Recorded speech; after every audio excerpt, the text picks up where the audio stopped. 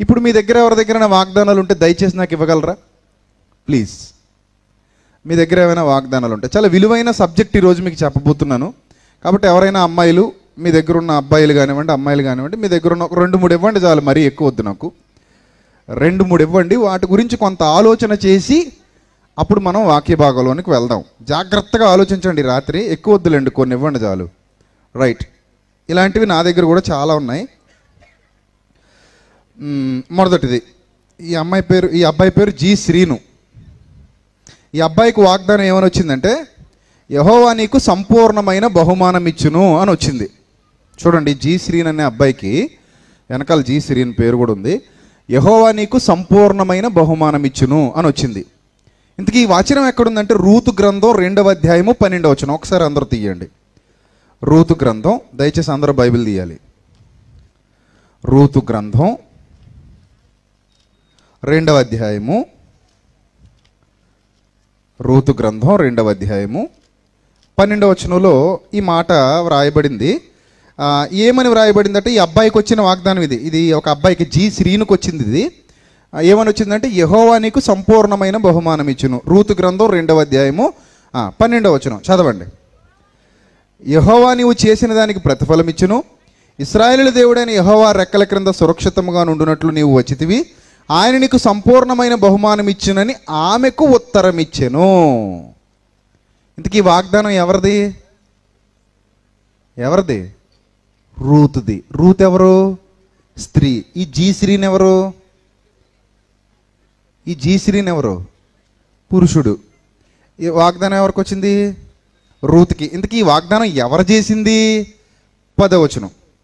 అందుకు ఆమె సాగిలపడి తల వంచుకొని, ఏమి తెలిసి పరదేశినైన నా యందు లక్ష్యముంచినట్లు నీకు కటాక్షము కలిగెను అని చెప్పగా, బోయజు, నీ పెనిమిటి మరణమైన తర్వాత నీవు నీ అత్తకు చేసినదంతయు నాకు తెలియబడెను.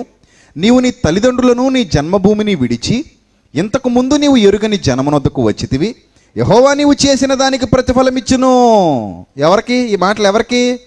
రూతుకి. యెహోవా నీకు చేసిన దానికి, నీవు చేసిన దానికి ప్రతిఫలం ఇచ్చును. ఇశ్రాయేలీల దేవుడైన యెహోవా రెక్కల క్రింద సురక్షితముగా నుండినట్లు నీవు వచ్చితివి. ఆయన నీకు సంపూర్ణమైన బహుమానం ఇచ్చునని ఆమెకు ఉత్తరం ఇచ్చెను. అందుకు ఆమె, నా ఏలినవాడా, నేను నీ పనికత్తెలలో ఒకదానను కాకపోయినను నీవు నన్ను ఆదరించి నీ దాసురాలినకు నా యందు ప్రేమ కలిగి మాట్లాడితివి గనుక నా ఎడల నీకు కటాక్షము కలగనిమ్మని చెప్పెను. ఈ కన్వర్సేషన్ అంతా ఎవరెవరి మధ్య జరిగింది? బోయజు మధ్య, రూతు మధ్య. ఇంతకు అక్కడ గొప్ప కార్యాలు చేసింది ఎవరు? నీతి కార్యాలు చేసింది ఎవరు? రూతు. ఈ మాటలన్నీ ఎవరికి అప్లికబుల్? రూత్కి. మరి నువ్వెవడు మధ్యలో జీ శ్రీను? రూతు కాపీ కొట్టేయడానికి, రూతు ఆశీర్వాదం కొట్టేయడానికి నువ్వెవడవి అని నేను జీ శ్రీని అడిగాను అనుకోండి. జీ శ్రీని అంటాడు, నాకు అదంతా అనవసరం అండి, ఈ మొక్క ఒకటే నాదండి అంటాడు. ఈ మొక్క నీది ఎలా అవుతుంది? ఈ మొక్క నీది ఎలా అవుతుంది అయ్యా? ఇది రూతుది, నీది కాదు. ఇది నీది కాదు. నీ వాగ్దానం అసలు ఇది కాదు. నీ వాగ్దానం గురించి నువ్వు గుర్తిస్తే ఆశ్చర్యపోతావు. అంత అద్భుతమైన వాగ్దానం నీకుంది, అది నీకు అర్థం కాలేదంతే. ఇది పట్టుకుని నువ్వు సంవత్సరం అంతా ప్రార్థన చేస్తే అంటే ఏం బహుమానం ఇవ్వాలని నీ ఉద్దేశం? ఇప్పుడు యెహోవా నీకు సంపూర్ణమైన బహుమానం ఇచ్చినంటే నీ దృష్టిలో ఏ బహుమానం అనుకుంటావు? పిల్లలు కావాల్సినోడేమో గర్భఫలం కదా యెహోవా ఇచ్చే బహుమానం. ఈ జీ శ్రీనికి ఒకవేళ పెళ్ళయిందో, పిల్లలు ఉన్నారో, మరి పెళ్ళి అవ్వలేదో నాకు తెలీదు. వాళ్ళు పెళ్ళైనోడైతే, పిల్లలు లేనోడైతే ఏమనుకుంటాడంటే నాకు పిల్లలు కావాలనుకుంటాడు. అప్పులు ఉన్నోడైతే అప్పులు తీరాలనుకుంటాడు. రోగాలు ఉన్నోడైతే రోగం తగ్గాలనుకుంటాడు. సమస్యలు ఉన్నోడైతే సమస్య పోవాలనుకుంటాడు. భూములు కావాలనుకుంటాడు, ఆస్తులు కావాలనుకుంటాడు, అంతస్తులు కావాలనుకుంటాడు, ఉద్యోగం కావాలనుకుంటాడు, వ్యాపారం కావాలనుకుంటాడు. లోక సంబంధంగా ఏదేదో కావాలని ఆశిస్తాడు. అక్కడితో ఈ వాగ్దానాన్ని కప్పెట్టేస్తాడు. ఈ 12 నెలల్లో దీని మీద దృష్టి పెడతాడు. మళ్ళీ జనవరి 1 వచ్చిన తర్వాత మరో దానికోసం లాటరీ తీస్తాడు. ఈ మధ్యకాలంలో క్రైస్తవులు కూడా ఎలా తయారు తెలుసండి? ఇలా తిప్పి ఏదోటి తీస్తారు. అది వీళ్ళకి మంచిది రాలేదనుకోండి, అటు ఇటు చూసి అయ్యగారు కళ్ళు మూసుకున్నారు అనుకోండి, మళ్ళీ అందులో పడేస్తారు. మళ్ళీ అందులో పడేసి మళ్ళీ గిరగిర తిప్పి మళ్ళీ ఇంకోటి లాగుతారు. ఇదేదో బాగుందనుకోండి, ఇది తీసేసుకుందాం అనుకుంటారు. ఇప్పుడు వాగ్దానం 5 రూపాయలు అనుకోండి, ఉదాహరణకి వీళ్ళ దగ్గర 10 ఉంది అనుకోండి, 2 తీసేస్తారు. 2 నెరవేరిపోతాయి కదా అన్నట్టు. బైబిల్లో ఉన్న ఏదో ఒక మంచి వచనాన్ని మనం రాసేసుకుని, అన్నీ మంచివే రాస్తారు కదండి. వాగ్దానాలు అమ్మే క్రిస్టియన్ బుక్ స్టాల్స్లో నీ ఇంటి మీదకి యెహోవా శాపము దిగివచ్చును అని రాస్తారా? రాయరు. ఈ శాపములన్నీ నీకు సంభవించును రాస్తారా? రాయరు. నీ ఇంటి వారందరూ నశింతురు రాస్తారా? రాయరు. నిశ్చయముగా నీ మీదికి తెగులు రప్పించదను రాస్తారా? రాయరు. ఒకవేళ ఇలాంటివి రాశారనుకోండి, మీరు తీస్తారా? తీరు. అంటే అక్కడ అతను క్రిస్టియన్ బుక్ స్టాల్లో ప్రింట్ చేసి అతని దృష్టిలో ఏదైతే ఉందో అదే నీ దగ్గరకు వస్తుంది. అతను ఆలోచించినవే నీ దగ్గరకు వస్తున్నాయి. ఇంతకీ దేవుడు ఆలోచించినవి రావట్లేదు. ఎవరు ఆలోచించినవి వస్తున్నాయి నీ దగ్గరికి? క్రిస్టియన్ బుక్ స్టాల్లో అతను ఏదైతే ఆలోచించి మంచిగా ఉంటేనే కొంటారో, ఈ చర్చి వాళ్ళు తీసుకుంటారు, లేదా అయ్యగారు తీసుకుంటారు, విశ్వాసులు తీసుకుంటారని ఆ క్రిస్టియన్ బుక్ స్టాల్లో ఏదైతే అనుకుంటాడో అది రాసి ప్రింట్ చేసి మన దగ్గరికి పట్టుకొస్తున్నాడు. ప్రతి చర్చికి తిరుగుతాడు. సార్ మీరు కొనండి సార్, మా దగ్గర మంచి వాగ్దానాలు ఉన్నాయి, రేడియం స్టిక్కర్లు ఉన్నాయి, అవి ఉన్నాయి, ఇవి ఉన్నాయి అని చెప్పి అమ్ముకుంటాడు. ఇది పెద్ద బిజినెస్ ఈరోజు మన క్రైస్తవ్యంలో జరుగుతుంది. మీకు వాక్యాలు తీసుకుని ఇంట్లో పెట్టుకోవద్దని కానీ, బైబిల్లో పెట్టుకోవద్దని కానీ, లేదా ఇలాంటి స్టిక్కర్లు గుమ్మానికి అంటించుకోవద్దని కానీ నేను చెప్పట్లేదు. వాక్యం ఎప్పుడు విలువైందే. కాకపోతే అది నీకు అప్లై అవుతుందో లేదో కొంచెం చూడాలి. అది నేను చెప్పేది. ఉదాహరణకి నీవును నీ ఇంటి వారును మీ కొరకు ఒక వాడ సిద్ధము చేసుకును అని వచ్చిందనుకో నీకు వాగ్దానం. ఏం చేస్తావు ఇప్పుడు? కొంతేరులో కడతావా వాడ? పాలకొల్లో కడతావా? నిన్నే అడుగుతున్నాను. కట్టగలవా? నీ దగ్గర ఎంత డబ్బులు ఉంటాయి? మీ వాళ్ళు గల్ఫ్ దేశాలు వెళ్ళి నానా కష్టాలు పడి సంపాదించుకొచ్చినా కూడా ఓడగట్టలేరు మీరు. మీ తరం కాదు. ఊరంతా ఓడగట్టాలి. ఆ రోజు నోవాహుకి ఎన్ని సంవత్సరాలు పట్టింది? 100 ఏళ్ళు పట్టింది ఇంచుమించుగా. అంటే ఆ వాగ్దానం నీదా? ఆ బైబిల్లో ఆ వచనం తీసేసుకుంటే అది నీదా కాదు కదా. నిశ్చయముగా నీవు మాత్రమే ఈ భూమి మీద నీతిమంతుడవు గనుక ఈ జలప్రళయము నుండి నిన్ను తప్పించదను అని వచ్చిందనుకో, అది నీదా? ఆ వాగ్దానం నీదా నోవాహుదా? నోవాహుది. నువ్వు వెనక్కి తిరిగి చూడకుండా పారిపో అని వచ్చిందనుకో, ఊరు వదిలిపోతావా? వెనక్కి తిరిగి చూసావా ఉప్పు స్తంభం అయిపోతావు, జాగ్రత్త. వెనక్కి తిరిగి చూడకుండా పారిపో. నేనైతే ఇలాంటివే రాసి ఇచ్చేస్తాను నీకు. అప్పుడు ఏం చేయాలో తెలియక గిలగిలా కొట్టేసుకుంటావు. ఏది తీసినా అదే వస్తుంది. మళ్ళీ పడేసి ఇంకోటి తీసినా అలాంటిదే వస్తుంది. మళ్ళీ పడేసి ఇంకోటి తీసినా అలాంటిదే వస్తుంది. అప్పుడు ఏం చేస్తావు అంటున్నాను. కాబట్టి ఇదేమి లాటరీ కాదు, ఇదేం గేమ్ కాదు, ఇదేం ఆడుకునే కార్యక్రమం కూడా కాదు. వాగ్దానం అంటే విలువ తెలుసుకోండి. మొదట నేను కోరుకునేది అదే. మీకు చేతులెత్తి దండం పెట్టి మరీ చెబుతున్నాను. వాగ్దానం విషయంలో విలువ తెలుసుకోండి. విలువ తెలుసుకోకుండా ఇలా తీసేయటం వల్ల మనకి ఏదో వచ్చేస్తుందండి. దాన్ని బట్టి మనం అసలు ఆలోచన లేకుండా ఏది పడితే అది మనం తీసేసుకుంటాం. చూడండి ఇక్కడ నారిమన పోన్లే హోషియా గ్రంథం 2వ అధ్యాయం 20వ వచనం తీసుకుంది తల్లి. చూద్దాం అసలు ఏముందో అక్కడ. హోషియా గ్రంథం 2వ అధ్యాయం 20వ వచనం. నీవు యెహోవాను ఎరుగునట్లు నేను నమ్మకమును బట్టి నిన్ను ప్రదానము చేసుకొందును. నీవు యెహోవాను ఎరుగునట్లు నేను నమ్మకమును బట్టి నిన్ను ప్రదానము చేసుకొందును అని ఉంది. ఇది ఎవరికి వచ్చింది? నారీమనికి వచ్చింది. ఇంతకీ ఈ మాట ఎవరికి చెబుతున్నారు అనేది మనం జాగ్రత్తగా ఆలోచిస్తే, ఈ మాట దేవుడు ఇశ్రాయేలీయులకు చెబుతున్నాడు. అప్పటికి ఇశ్రాయేలీయులు వ్యభిచారులు అయిపోయి చెడిపోయి ఉన్నారు. చెడిపోయి ఉంటే ఈ హోషియా ప్రవక్తను అంటాడు, నువ్వు వెళ్ళి వ్యభిచారం చేసే ఒక స్త్రీని పెళ్లి చేసుకో అంటాడు. వ్యభిచారం చేసే ఒక స్త్రీని పెళ్లి చేసుకో, ఆమెతో పిల్లల్ని గాను అంటాడు. సో ఈ పని ఎందుకు చేయమన్నాడంటే హోషియా ప్రవక్తని, నేను కూడా ఇశ్రాయేలీయుల్ని ఏం చేసుకుంటున్నాను? ప్రదానం చేసుకుంటున్నాను. ఎందుకంటే వీళ్ళు కూడా ఏమైపోయారు? వ్యభిచారులు అయిపోయారు. దానికి సాదృశ్యంగా ఈ హోషియా వెళ్ళి ఏం చేస్తాడు? వ్యభిచారం చేసే ఒక స్త్రీని పెళ్లి చేసుకుంటాడు. ఆ సందర్భంలో దేవుడు చెబుతున్నటువంటి మాటలు ఇవి. 17వ వచనం చూడండి ఒకసారి, అదే 2వ అధ్యాయం 17వ వచనంలో, అది ఇక మీదట బయలుదేవతల పేళ్లను జ్ఞాపకము తెచ్చుకొనకుండాను అవి దాని నోట రాకుండాను నేను చేసేదను.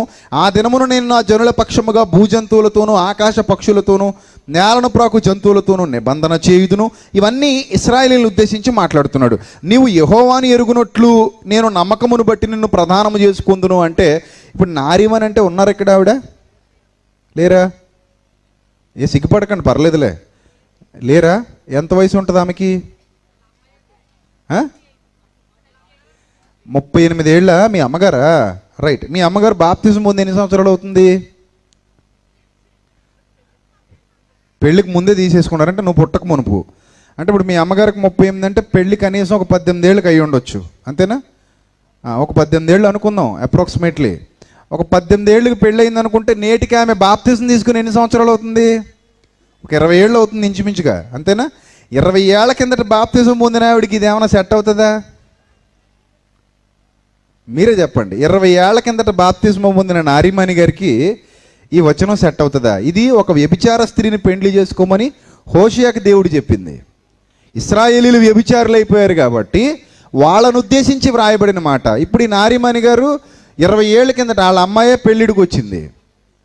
20 ఏళ్ల కిందట ఆవిడ పెళ్ళికి ముందు బాప్తిస్మం తీసుకుందట. సో అప్పుడు ఆమె ప్రభువులోకి వచ్చేసింది బాప్తిస్మం ద్వారా. ఒకసారి బాప్తిస్మం పొందారు అంటే అర్థం ఏంటి? ప్రభువులోకి వచ్చేసారు, కొత్తగా జన్మించబడ్డారు. మరి అంటే దేవుడు యేసుక్రీస్తు ఆమె వధువు సంఘంలో ఒక అవయవంగా మారిపోయింది. అంటే క్రీస్తుతో ప్రధానము ఆమెకు జరిగిపోయినట్టు లెక్క. సంఘానికి క్రీస్తుతో ఏం జరుగుతుంది? ప్రధానము. రైట్. ఇప్పుడు మనం జాగ్రత్తగా చూస్తే, నీవు యెహోవాను ఎరుగునట్లు నేను నమ్మకమును బట్టి నిన్ను ప్రదానము చేసుకొందును అనే మాట ఈవిడికి అప్లికబుల్ కాదు. అంటే ఇది ప్రింటింగ్ మిస్టేక్. ఈ ప్రింటర్స్ ఎవరైతే ప్రింట్ చేస్తున్నారో వీటిని ఈ బుక్ స్టాల్ వాళ్ళు అమ్ముకోవడానికి ఇది ఒక వ్యాపారం. ఆ బుక్ స్టాల్ వాళ్ళు ఏదో ఒక వచనం తీసుకుంటారు, బాగుంది అనుకోండి, దాన్ని ఏం చేస్తారు? ప్రింట్ చేసి మనకు అమ్మేస్తారు. ఇలాంటివేనండి ఇవన్నీ, అవే ప్రింట్ చేసి మనకు అమ్మేస్తారు. ఈ ప్రింట్ చేసి మనకు అమ్మేస్తే మనం తీసేసుకుంటాం. మనం తీసుకుని చక్కగా వీటిని మనం షేర్ చేసుకుంటూ ఉంటాం. సో ఇందులో కొన్ని చూడండి, యెహోషువ 3:7 కూడా ఇచ్చేసారండి. ఇది ఇంకా ఘోరం. యెహోషువ 3:7 ఏమనుందో చూడండి అక్కడ. యెహోషువ 3:7, యెహోషువ గ్రంథం 3వ అధ్యాయము 7వ వచనం. యెహోవా యెహోషువతో ఇట్లనెను. ఇది ఎవరికిది? స్వర్ణలత. ఎవరు స్వర్ణలత? ఎవరు? నువ్వా తల్లి? స్వర్ణలత ఎవరమ్మా? నువ్వేనా? ఏ ఊరు తల్లి మీది? ఈ ఊరేనా? నీ వయసు ఎంతమ్మా? 16. చదువుకుంటున్నావా? Very good. ఇప్పుడు ఈ చెల్లెమ్మకి, స్వర్ణలత అనే చెల్లెమ్మకి వచ్చిందండి ఇది. యెహోషువ గ్రంథం 3వ అధ్యాయం 7వ వచనం చదవండి. ఇది ఎవరిదో? స్వర్ణలతో ఎవరిదో మీరు చదవండి ఒకసారి. అప్పుడు యెహోవా యెహోషువతో ఇట్లనెను. ఎవరితో అనెను? యెహోషువతో ఇట్లనెను. యెహోషువతో ఇట్లనెను. అప్పుడు యెహోవా స్వర్ణలతతో ఇట్లనెను అని లేదు కదా అక్కడ. స్వర్ణలతతో ఇట్లనెను కాదు, ఎవరితో అనెను? యెహోషువతో ఇట్లనెను. ఏమనెను? నేను మోషేకు తోడేయుండినట్లు నీకును తోడేయుండుదునని ఇశ్రాయేలీయులందరూ ఎరుగునట్లు నేడు వారి కనులు ఎదుట నిన్ను గొప్ప చేయ మొదలు పెట్టెదను. నేడు వారి కనులు ఎదుట నిన్ను గొప్ప చేయ మొదలు పెట్టెదను. ఆ నిన్ను గొప్ప చేయ మొదలు పెట్టెదనో తీసుకున్నాడు ఈ ప్రింటింగుడు. ఆ ముందున్నదంతా పక్కకి లాగేశాడు. అప్పుడు వాక్యాన్ని కట్ చేసి స్వర్ణలతను మోసం చేశాడు. ఇప్పుడు ఈ అమ్మాయి ఏమనుకుంటుందంటే, ఈ చెల్లెమ్మ ఏమనుకుంటుందంటే, ఇది బైబిల్లో పెట్టేసుకుని, ప్రభువా నూతన సంవత్సరంలో నాకు వాగ్దానం చేసావు, నాకు నీకా యెహోషువకా? యెహోషువకి, నీకు కాదు. ఇది ఈ మోసం ఎవరు చేశారు? ప్రింటింగ్ ప్రెస్సోడు. వాక్యాన్ని ఒక మొక్క తీశాడు, మిగిలిన దాన్ని పక్కకి లేపేశాడు. తనకు అనుకూలమైన మొక్క ఒక్కటే ఉంచుకున్నాడు, నీకు అమ్మేశాడు. ఇది నీది కాదు. అది ఇశ్రాయేలీయులు ఎదుట నిన్ను గొప్ప చేయ మొదలు పెట్టదు. ఎందుకంటే మోషే ప్లేస్లోకి నువ్వు వచ్చావు. ఇది ఒక పురుషుడైన నాయకుడైన యెహోషువకు చేయబడినటువంటి వాగ్దానం. కాబట్టి ప్రియులారా, ఇలాంటివి 1, 2 కాదండి, ఇదంతా మన అజ్ఞానం ప్రియులారా, ఇదంతా మన అజ్ఞానం. నేను మిమ్మల్ని తప్పు పట్టట్లేదు, కానీ ఒకసారి దయచేసి సత్యాన్ని తెలుసుకోమని మిమ్మల్ని అందరినీ ప్రాధేయపడి బ్రతిమలాడి అడుగుతున్నాను. ఇప్పుడు ప్రతి సంవత్సరం ఇలా మనం తీసుకోవటం, ఏవో తీసుకోవటం. ఇప్పుడు నువ్వు ఈ సంవత్సరం గొప్ప చేయబడకపోతే ఏమవుతావు? గొప్ప చేయబడలేదు అనుకోండి, ఏమనుకుంటుంది? ఏమో దేవుడు అబద్ధికుడేమో, నన్ను గొప్ప చేయలేదు. ఇంతకీ గొప్ప చేయడం అంటే అర్థం ఏంటి? హెచ్చించటం. ఇశ్రాయేలీల్లో యెహోషువ ఏమయ్యాడు? హెచ్చింపబడ్డాడు. కాబట్టి ఇదంతా ఒక డ్రామా. మీరు దయచేసి వీటి మీద కాన్సన్ట్రేషన్ చేసి దయచేసి ఇలాంటి ఆలోచనల్లో మునిగిపోవద్దు. అసలైన వాగ్దానాలను విడిచిపెట్టుకోవద్దు. అందరినీ ప్రేమపూర్వకంగా కోరుతున్నాను. మనకున్న వాగ్దానాలు చాలా చాలా చాలా విలువైనవి. దేవుడు బైబిల్లో 2 రకాల వాగ్దానాలు మనకు కనబడతాయి. 1, ప్రత్యేకంగా కొందరు వ్యక్తులకు చేసినవి. 2, అందరికీ కలిపి చేసినవి. ప్రత్యేకంగా కొందరు వ్యక్తులకు చేసిన వాగ్దానాలు ఉన్నాయి, అందరికీ కలిపి బల్క్గా చేసినటువంటి వాగ్దానాలు ఉన్నాయి. ఇందులో ఈ రెండింటికి తేడా మనకు తెలియాలి. తేడా తెలియకపోతే మనం ఇలాగే మొక్కలు తీసేసుకుని ఇవన్నీ నాకే, ఇదంతా నాకే, ఇదంతా నాకే అని అనుకుంటాం ప్రియులారా. కాబట్టి ఇవన్నీ మనవి కాదండి, ఇవన్నీ మనవి కాదు. ఇందులో రాయబడిన మాటలన్నీ మనకు అన్నీ అప్లికబుల్ కాదు. కొన్ని అప్లికబుల్, కొన్ని అందరికీ రాయబడినవి, కొన్ని కొందరికి మాత్రమే చెప్పబడినవి. కాబట్టి ఇప్పుడు చూడండి, ఇది ఎవరికో ఒకరికి వచ్చింది, నాగవల్లని. మీ ధైర్యమును విడిచిపెట్టకుడి, దానికి ప్రతిఫలముగా గొప్ప బహుమానము కలుగును. ఇది నాగవల్లి ఒక్కదానికే చెప్పింది కాదు, ఇది సంఘం అంతటికీ చెప్పింది. అర్థమవుతుందా? ఇది నాగవల్లికి ఒక్కదానికే చెప్పిన మాట కాదు. అయినా ఇది అసలు ఇది వాగ్దానం కాదు. వాగ్దానం పొందుకోవటానికి మీరు ఎలా ఉండాలో చెప్పే వివరణ ఇది. అర్థమవుతుందా? దీన్ని వాగ్దానం అనరు, దీన్ని ఏమంటారంటే వాగ్దానం. మీరు దేవుడు చేసిన వాగ్దానం మీరు ఎలా పొందుకోవాలో, అది పొందుకోవాలంటే మీరు ఎలా ఉండాలో చెబుతున్నటువంటి మాట. ఒక హెచ్చరికగా దీన్ని భావించాలి. ఏంటి హెచ్చరిక? మీ ధైర్యాన్ని విడిచిపెట్టొద్దు, దానికి ప్రతిఫలముగా గొప్ప బహుమానము మీకు కలుగును. హెబ్రీ పత్రిక 10:35. ఇది ఎవరో ప్రత్యేకంగా నాగవల్లికి ఇచ్చేస్తే మరి మా పరిస్థితి ఏంటి? నాకు కావాలి ఈ మాట. నీ పరిస్థితి ఏంటి? నీకు కావాలి. మన అందరికీ, క్రైస్తవ సంఘానికి అంతటికీ ఈ మాట అవసరం. ఇదేదో నాగవల్లి సొత్తు కాదు ఇది. ఇంతకీ ఎవరా నాగవల్లి? నువ్వమ్మ తల్లి. ఇదేమి నీ సొత్తు కాదు. నువ్వు దాచేసుకుని బైబిల్లో పెట్టేసుకుని ఇదిగో నాకేదో బహుమానం వచ్చేద్దట, ధైర్యంగా ఉండమన్నాడు దేవుడు నన్ను అని అనవసరంగా నువ్వు మోసపోకూడదు. కాబట్టి ఈ విషయాన్ని మీరు ఎంత సీరియస్గా తీసుకోవాలో ఆలోచించండి. రాత్రి ఈ విషయాలను మీరు ఎంత సీరియస్గా తీసుకోవాలో ఆలోచించండి. మనం వాక్యాన్ని కలపకూడదు, చెరపకూడదు. అందులో ఒకటి తీసేయకూడదు, ఒకటి కలిపేయకూడదు. చాలా జాగ్రత్తగా విభజించుకోవాలి, చాలా జాగ్రత్తగా చదువుకోవాలి, చాలా జాగ్రత్తగా ఆలోచన